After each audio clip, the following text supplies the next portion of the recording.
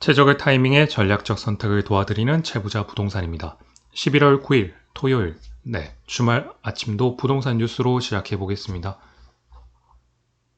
우선 제목 확인부터 해보겠습니다. 여러 가지 뉴스들이 있지만 크게 재개발 재건축 관련 며칠 전에 소개드렸던 알바키 이야기도 나오고요. 그 다음 현재 분양하고 있는 이야기들, 그 다음 금리 이야기, 그 다음 집값 하락 이야기, 이제 그런 이야기들이 나오고 여기 집값이 뛰자 셀프 등기 이런 이야기도 나왔습니다. 하지만 이제 최부자가 정한 뉴스는 오늘 두 가지입니다. 첫 번째는 금리 관련 부동산 시장 상황에 대해서 조금 이야기해 보겠습니다. 시장 규제 파트로 보신다 하면은 연준에서 지금 금리를 계속 인하하고 있다 이렇게 보시면 됩니다. 지금 5.0에서 4.75로 이제 계속 이런 식으로 내린다고 이야기를 하고 있고요. 미국 대선과 맞물려서 이제 금리 인하를 된다는 말은 미국 자체를 이제 미국 중심으로 흘러가겠다 이렇게 보시면 됩니다. 결국 불법 유인자들을 이제 추방을 하고 미국 자체 내에서 사업하기 좋고 미국 물건을 사고 관세를 많이 때리니까 관세를 부과를 엄청 많이 하죠. 그러니까 미국 물건 사고 그 다음에 감세를 통해서 미국 자체를 활성화시키는 이런 식으로 됩니다. 이걸 논외로 치고 금리 자체만 본다 하면은 우리도 이제 금리를 따라갈 수밖에 없는 금리 인하를 해야 되는 그런 상황이 왔습니다. 그래서 이제 스몰 컷, 베이비 컷을 해서 내려왔죠. 하지만 이제 그 시중은행도 거기에 맞춰서 예대금리나 여러 가지 이제 수신대출 적금 여러 가지를 다 금리를 인하를 해야 되는데 그런 상황은 아니었어요. 느낌만 보신다면 연준이 이제 어떤 액션을 취하면 한은도 액션을 취하고 거기에 맞춰서 시중은행도 액션을 취하게 됩니다. 결국 기준금리가 인하가 되면은 예대금리죠. 예대금리. 보통 이제 다른 금리도 있겠지만 예금과 대출금리를 이렇게 보신다 하면은 결국 대출금리도 따라서 이제 내려줘야 되는데 그런 상황이 아니라고요. 금융감독에서 불러가지고 이야기를 했었죠. 가계부채가 너무 많으니까. 이게 왜 그러냐. 우선은 그 한은 같은 경우는 거의 3년 동안에 이제 고금리를 계속 유지를 했습니다. 동결을 계속 했었죠. 이제 그동안에 처음에 인상을 좀 계속 했었고 그리고 나서는 계속 동결을 했어요. 계속 동결해서 고금리가 계속 유지가 되다 보니까 이제 처음에 1년, 2년이 지났을 때 사람들이 금리 인하 이야기가 나오다가 포기를 하다가 이제 계속 패드 쪽에서 이제 인하에 대한 액션을 뉘앙스를 계속 풍기고 이제 실제 이제 임박을 했다 이런 식으로 나오니까 한은도 금리 인하가 이제 임박했다는 걸 이제 사람들이 금리 인하에 대한 기대 심리가 이제 엄청 높아지기 시작합니다. 그러다 보니까 이제 대출이 엄청 많았어요. 특히 이제 서울 쪽 관련해서 서울 입성 관련 심리, 그 다음에 이제 수도권, 그리고 거기에 맞춰서 서울 수도권의 이제 부동산 매매나 이런 것들 많아지니까 지방에서도 거기다가 이제 신축 분양이랑 그다음 갱신이랑 5% 상한제까지 여러 가지가 이제 맞물려 있다 보니까 결국 금리 인하의 기대 심리로 인해서 금리 인하가 안 됐지만 미리 대출 규모가 엄청 많았다고요.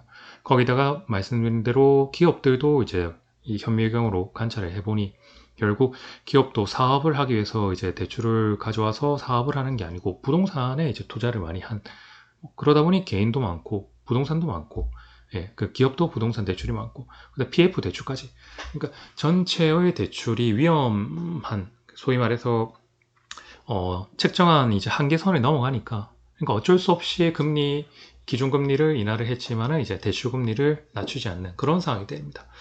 결국 대출을 잡을 수밖에 없기 때문에 스트레스 DSR을 시작한 거죠. 결국 주택담보대출 한도는 이제 줄어들고 대출금리는 오히려 올라가는 꼴이 되어버립니다. 하지만 그래도 이 대출 부분을 잡기 위해서 이 정부에서 결국 소위 서민대출이라는 디딤돌 대출을 이제 건드린 거예요. 또 이번에 결국 사실 디딤돌 대출을 한다는 물론 지방이나 비아파트 시장은 하지는 않았지만 하지는 않았지만 그리고 또 6개월 이하 유예 기간을 줘가지고 12월 달 시작해서 이제 내년 상반기로 기준점으로 이렇게 했지만 하지만은 우리나라의 인구 대부분이 서울에 이제 지금 있고 수도권 경기 이쪽에 있기 때문에 결국 이 디딤돌 대출을 건드렸다는 것은 그만큼 정부에서 1차적인 스트레스 DSR을 2단계, 3단계를 이제 시행을 하고 디딤돌 대출을 해서 최대한 내년 그리고 내후년까지 대출을 막아 놓는다 이런 느낌으로 가시면 됩니다. 인위적으로 이제 막은 거죠. 우리가 지금 이런 상황에 이제 있습니다. 결론은 금리 인하가 된다는 기대 심리와 여러 가지 상황 때문에 대출이 너무 많았고 실질적으로 금리가 인하됐을 때 이제 부채가 너무 많아졌기 현 시점에 금리 인하 시점에서 부채가 많았기 때문에 오히려 막 대출을 더 장려하는 과거에 이제 정부가 대출을 해서 집을 사라는 그런 뉘앙스가 아니고 대출 절대 안 돼요. 거의 늑표현을 하자면 대출 안 돼요. 이런 느낌으로 흘러간다고. 그러다 보니까 지금 DSR 2단계 그리고 내년 3단계 하고 디딤돌 대출을 건드린 거죠. 자, 이런 상황입니다. 이런 상황이 되면 이제 왜 금리 인하는 됐는데 부동산으로 이제 흘러가지 않냐. 대출을 잡았기 때문에 결국. 그러면 지금 사람들은 어떠냐? 금리 인하를 전통적 과거의 이제 상황을 본다 하면 대출을 잡는다 하더라도 이게 이제 일시적인 그런 이제 대책밖에 안 되는 느낌으로 되고 오히려 이게 결국 뭐 점프하듯이 막아 놓으면 뭐 우리가 홍수 댐을 막아 놓듯이 댐을 팍 열면 물이 싹 쏟아지잖아요. 그리고 점프를 하듯이 이제 올라갈 가능성이 있다 이렇게 이제 보시는 분도 있고 오히려 이게 장기적으로 이제 침체가 흘러갈 수도 있다. 결국 그 두 가지를 본다 하더라도 결국 양극화의 느낌으로 지방 자체 그러니까 지역 자체의 양극화 그 다음에 지역 서울 수도권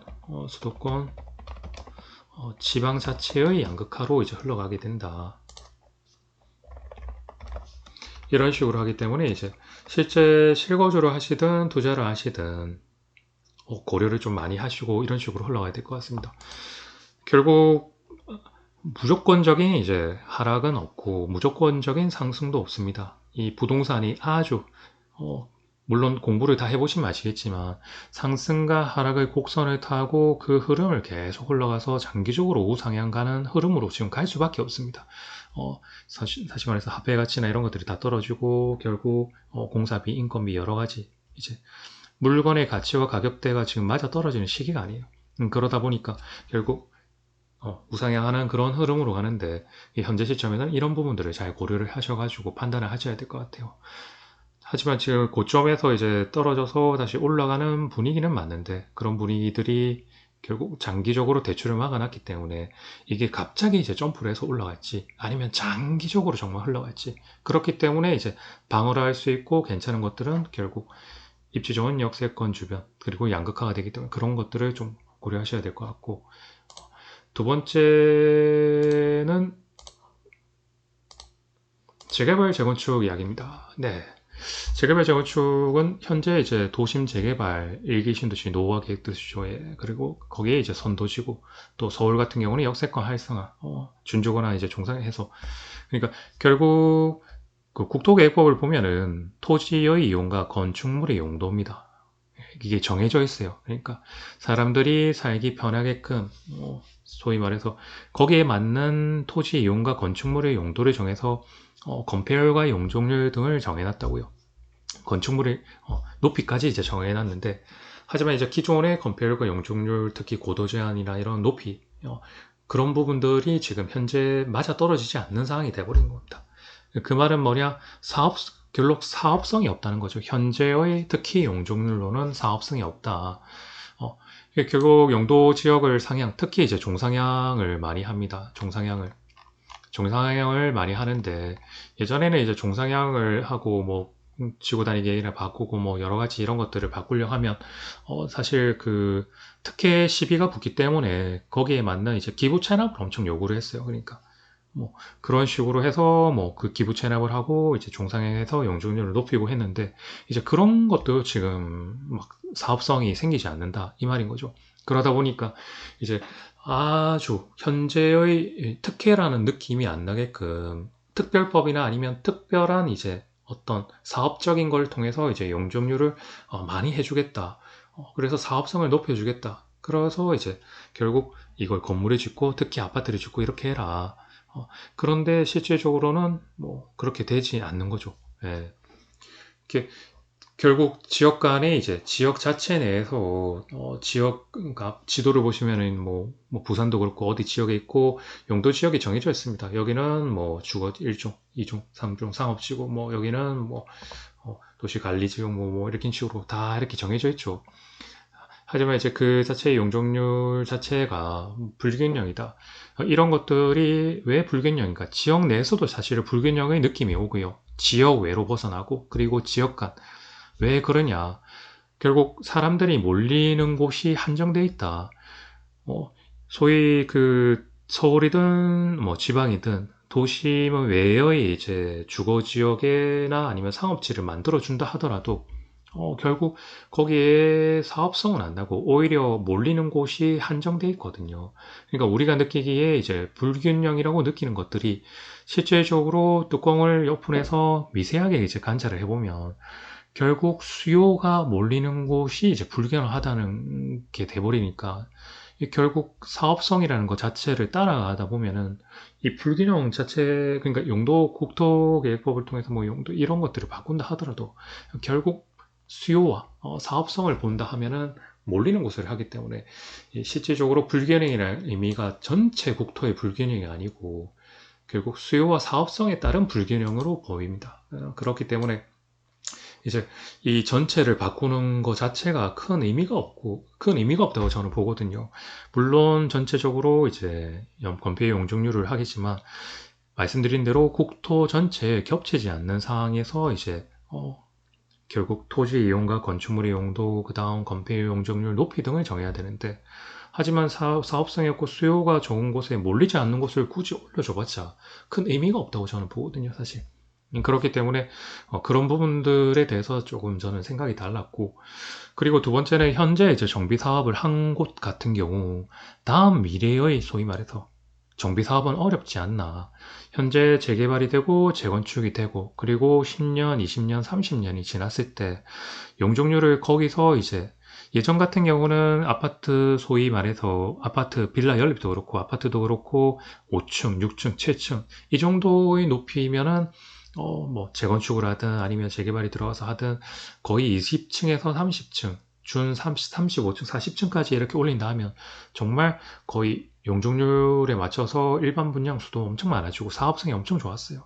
하지만 지금 뭐 재건축도 그렇고 뭐 재개발도 그렇고 재개발 같은 경우는 너무 이제 쪼개기가 많고 수요자가 많고 그런 식으로 되고 재건축 같은 경우는 기존 아파트 높이 자체가 평균 20층이 되는 곳들이 많다 보니까 그러다 보니까 이제 사업성 자체가 없어지고 용적률을 최대한 맥시멈으로 잡은 데가 너무 많았어요. 그러니까 지금 현재 용적률을 높여줘가지고 이제 재건축을 해서 현재 시점에서는 사업성의 손해를 안 보고 소위 말해서 사업성이 피해를 안 보고 진행이 됐다.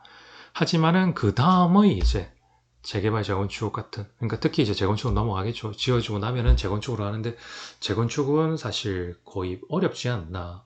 거기서 이 뭐 법의 규제를 통해 가지고 뭐 그 높이를 더블로 그래서 이제 리모델링이 현재 시점에서는 그렇다 하지만 정말 핵심 지역에 이제 재건축이 끝나고 나면 리모델링으로 가는 수밖에 없는 식으로 흘러갑니다. 그러니까 향후 현재 시점은 재건축이 아직 더욱더 사업적으로 수익성이 있기 때문에 재건축을 흘러가겠지만 재건축을 한 아파트들이 그걸 다시 재건축하기는 쉽지가 않아요. 거의 이제 어렵죠. 용적률 자체가 안 나오는데 뭐 대지가 엄청 넓고 이런 데도 아닐 거거든요. 그러다 보면은 현재의 이제 뭐 그 건축 디자인이나 설계나 이런 걸 본다 하면은 대지 이 소위 말해서 위에 상층부는 공원화를 시키고 주차는 지하로 빼고 그 다음에 동간 간섭이나 이제 일조권이나 이제 조망이나 이런 것들을 다 맞추다 보면은 결국 따닥따닥 뭐 닭장으로 지을 가능성도 있겠지만 좀 더 이제 동간 간섭을 안 해서 이런 식으로 합리적으로 하는 데도 있다고요. 결국 그 닭장으로 가든 합리적으로 하든 뭐 현재 이제 재건축을 한 곳은 다음번 재건축은 어렵다. 어렵다, 정말 어렵다. 이런 걸 이제 좀 고민을 할 때, 이제 정비 사업이 향후, 진행이 될 때, 한 20년, 최소 한 20년 정도의, 30년 정도, 소위 말해서 할 수 있는, 현재 할 수 있는, 정비 사업을 할 수 있는 곳은 문제가 없는데, 이제 평균 35층, 40층 이상으로 재건축이 끝난 아파트들은 이제 그게 고축으로 흘러가서 결국 정비 사업이 불가능하고 새로운 신축을 만들 수 없는, 만들 수밖에 없는 그런 상황으로 흘러갑니다. 그렇다 하면 신축과 구축이 공존을 하다가 그리고 나서 뭐 30년 뒤면 제가 감히 예상 제 나이가 뭐 저도 60대 이상 70대가 흘러가겠지만 30년 뒤가 이제 미래의 이제 정비 사업은 조금 어렵지 않나 그런 이제 느낌으로 흘러가야 될 것 같습니다. 오늘은 크게 두 가지, 네, 대출 관련해서 어떻게 해서 이제 금리 인하가 되었지만 부동산으로 흘러가지 않는 그런 과정을 간단하고 조금 더 쉽게 설명을 드렸고요. 그 다음에 이제 재개발 재건축 파트에서는 현재의 느낌은 결국 사업성이 없기 때문에 물론 공사비도 있고 여러 가지 뭐 건축비, 자재비 여러 가지 뭐 예우들이 있지만 딱 하나 사업성 돈이 안 된다. 내 돈이 너무 많이 든다. 결국 사업성을 높이고 내 돈이 적게 들려면 높이 올릴 수밖에 없는 용적률을 높여주는 수밖에 없습니다. 하지만 말씀드린 대로 용적률을 무조건 높인다고 해서 뭐 분양이 잘 되고 뭐 분담금이 줄어들고 하지만 한계선에 넘어가면 오히려 분담금이 더 들거든요. 거기다가 이제 말씀드린 대로 용도 지역 소위 말해서 국토개혁법상 그런 부분들이 뭔가 이제 다시 바꿔야 되는 시점으로 오지 않았나 이렇게 이야기는 되고 있지만 하지만 그 불균형이라는 것이 실제 사업성과 인구의 이제 소위 수요와 몰리는 곳에 이제 불균형이지 사실 지역 내 지역 간 불균형을 미세하게 들여다보면은 우리가 전체적인 불균형이라고 보고 어렵고요. 그리고 이제 정비 사업이 된 곳, 정비 사업을 현재 한 곳은 다음번 이제 정비 사업 소위 말해서 이제 재건축이나 리모델링 흘러가겠죠.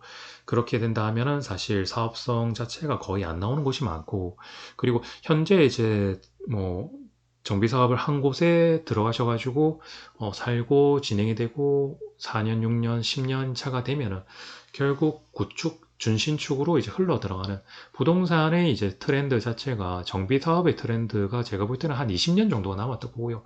그 다음 트렌드는 사실 인구 감소와 이제 양극화 그런 것들을 볼 때, 정비 사업에 이제 새로운 트렌드가 나와야 되지 않나. 감히 조금 이런 식으로 좀 생각을 해봅니다. 우선은 시청해주셔서 감사합니다. 채부자 부동산이었습니다.